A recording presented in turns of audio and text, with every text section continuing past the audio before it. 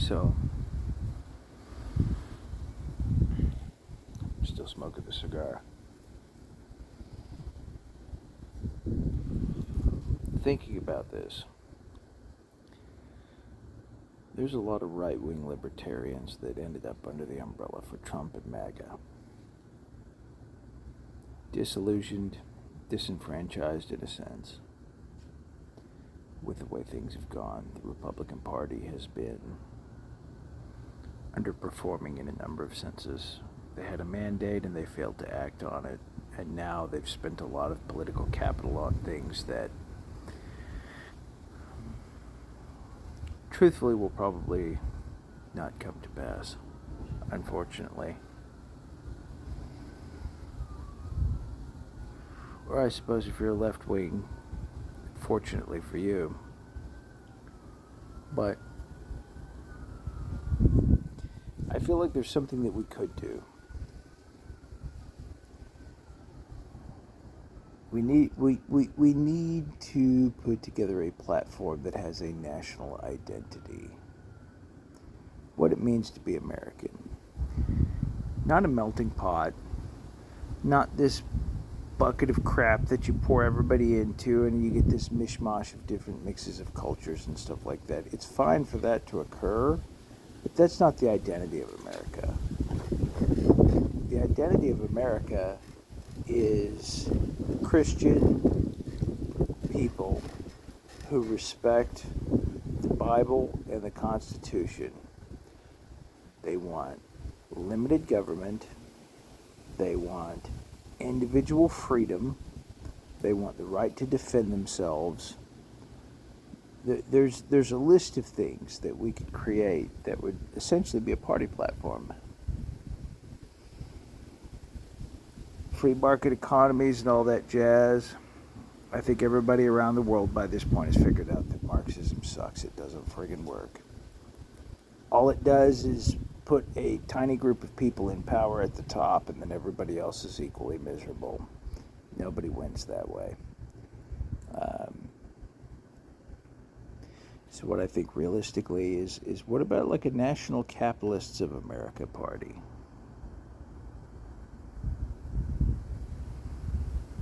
I think most of us can agree that capitalism is the best form of the economy.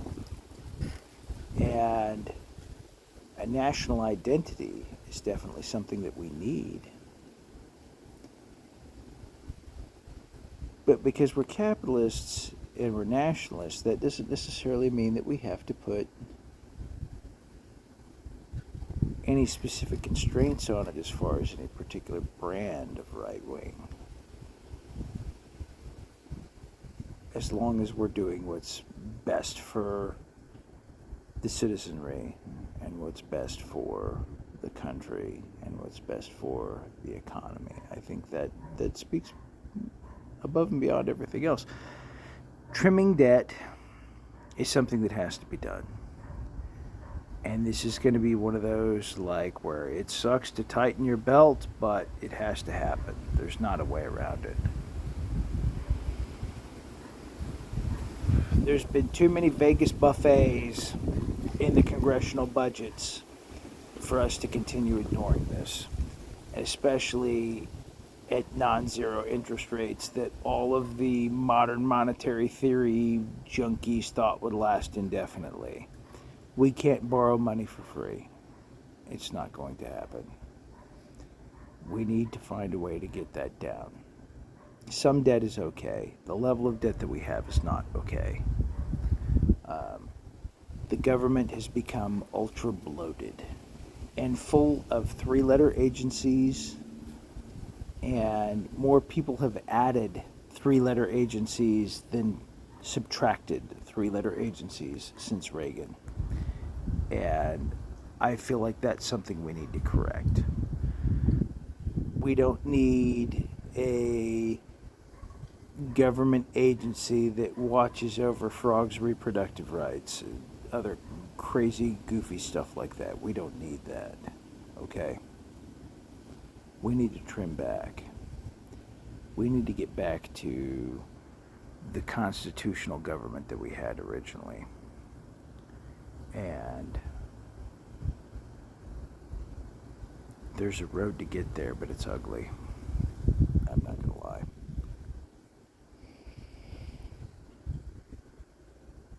The road to get there involves making painful decisions, cutting things. You would ultimately probably hurt the economy for a bit. Because I believe the government predominantly is the purpose of that is the arbitration of property disputes and legal disputes, as well as maintaining a standing army in order to defend our interests. I think defense spending and the legal system should be the two biggest priorities. People that are politicians need to stop getting pay raises. Let's be honest, you don't need to make $500,000 a year as a senator. Bro, the average person can live on $100K. It might not be an amazing existence, but they're not suffering. And I feel like politicians would be much more in touch with the common man if they were earning what the common man earns.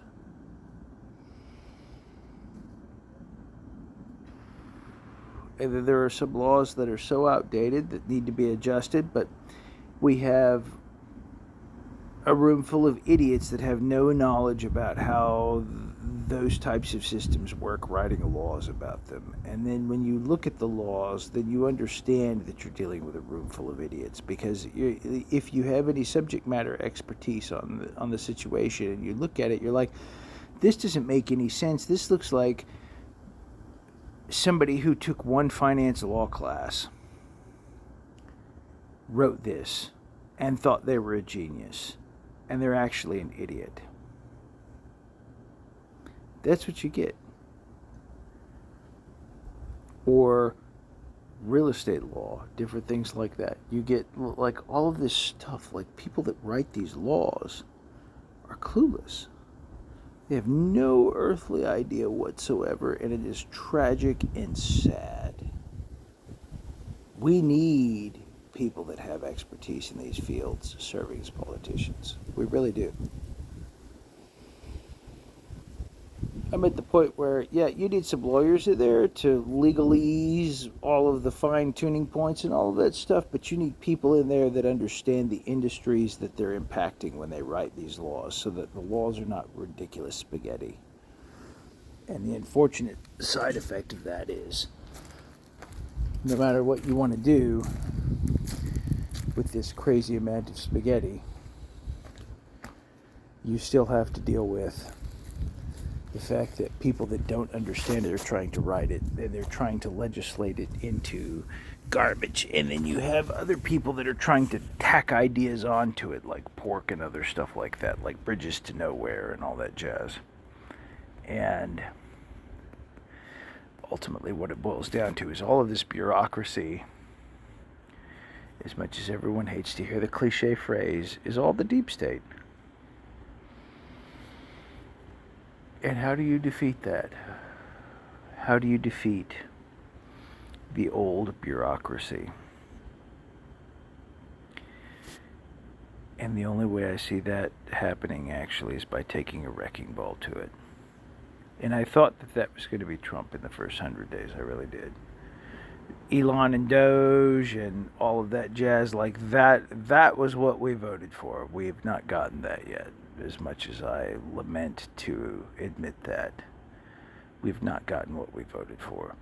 There were promises, there were smoke and mirrors, there were efforts made to make it look like that was what we were going to get. And there's some things that have been shrunk. I'm not going to lie. Did they cut some things? Yes. Was it as much as I wanted? Not nearly even freaking remotely close. No. The Department of Education still exists, for one. We have an income tax, for one. I want those things to go away. I do. I would be in favor of a sales tax, to some extent. That would not punish working or saving. That would only punish purchases, which I'm actually mildly okay with, because if you're a consumer and you're spending a bunch of money on different things, okay, pay tax on that. That's fine. You're buying these items. But you shouldn't pay tax for existing. You shouldn't pay tax on savings. All of those things are antithetical to any sort of society where people are supposedly intended to accumulate wealth.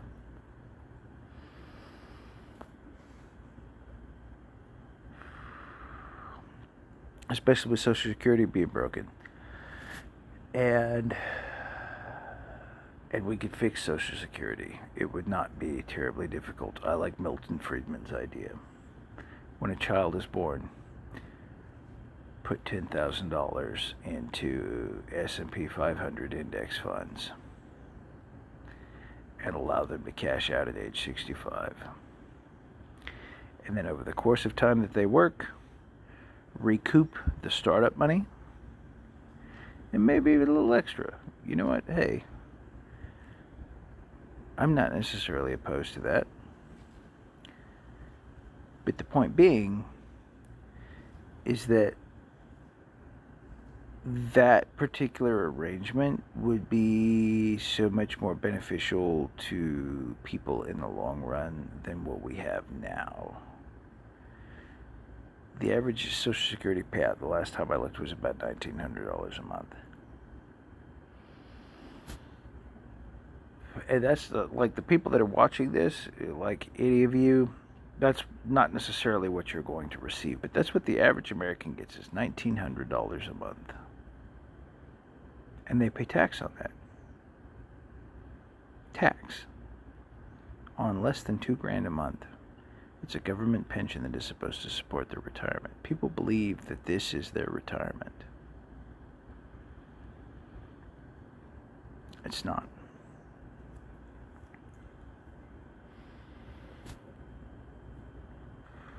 Now,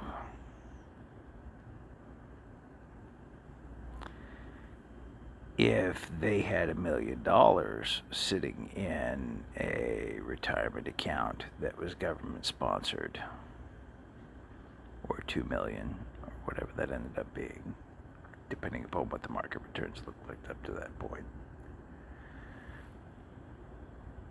suddenly 3% of $1 million a year is about $30,000. That looks a lot better than $1,900. And then if you have people wanting to talk about equity and all that jazz, all that kind of stuff, hey, guess what? The market makes everybody equal. You start with the same amount, you have your money in the market for the same amount of time, and you have the prerogative to take it out when you feel like it. If you want to work past 65, you can delay that. Maybe it's a bull run market and you're like, hey, this is great. Whatever the case may be. But that's a better scenario than we have now.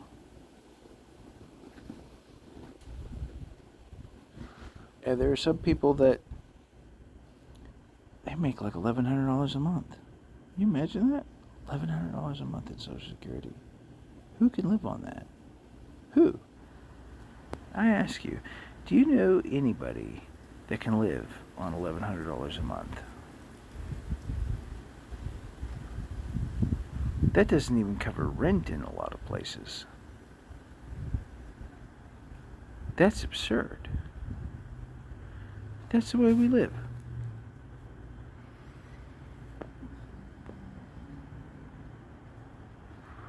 C'est la vie, right? But so the national capitalists, I like this idea. I don't like socialism in any shape or form. I command economies. With my finance background, I'm being completely honest with you, command economies make no sense to me. It's like, it's always some idiot that thinks he's got all the tools figured out and then goes in and tries to dictate something, and then it completely screws the market over. See the Third Reich at the end of World War II.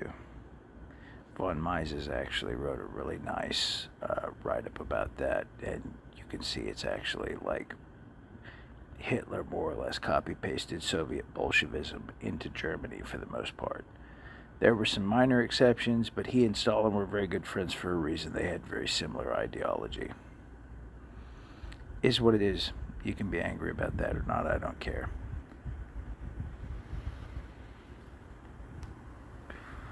So,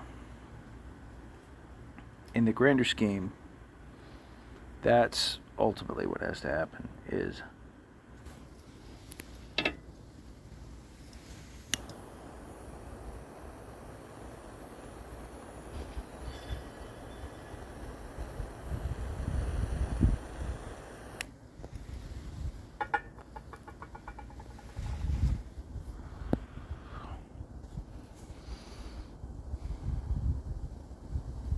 we need to come together and form a consensus on what constitutes a national identity.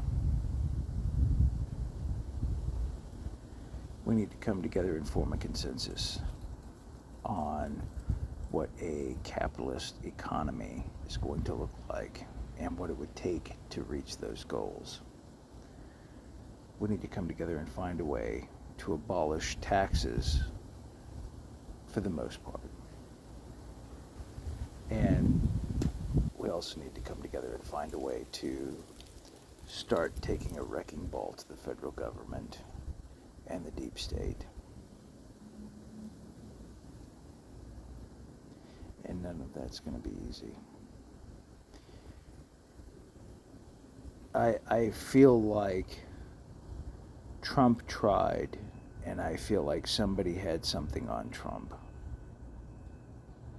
I feel like that's what happened. I feel like there's a leverage point on Trump at this specific juncture that did not exist in the first term.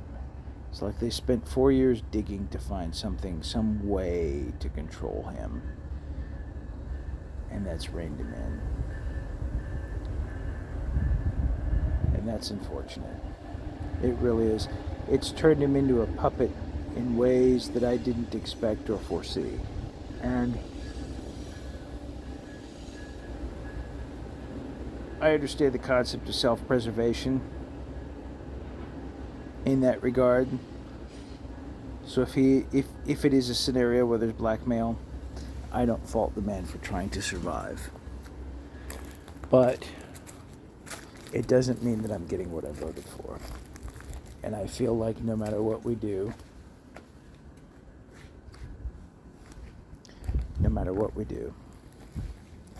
we will not get what we vote for unless we put people in power who have no skeletons in their closet,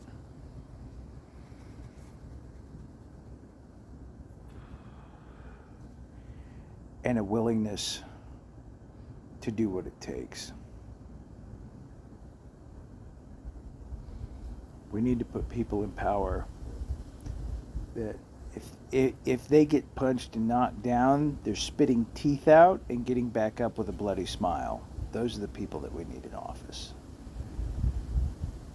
People that have no cares about anything. People that don't have a weakness that can be exploited. And I know that that's a very difficult thing to ask. And I know that most of the people that don't have a weakness to be exploited will probably not be interested in taking a job where their life will potentially be dragged through the mud and every little bitty thing they've ever done will be scrutinized and so forth. And I understand and appreciate that. But the reality is we're at a fork in the road right now.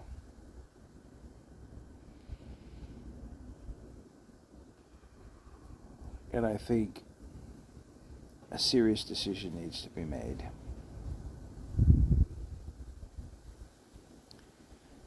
And we need to do something about it as a people. Anyway, thanks for listening.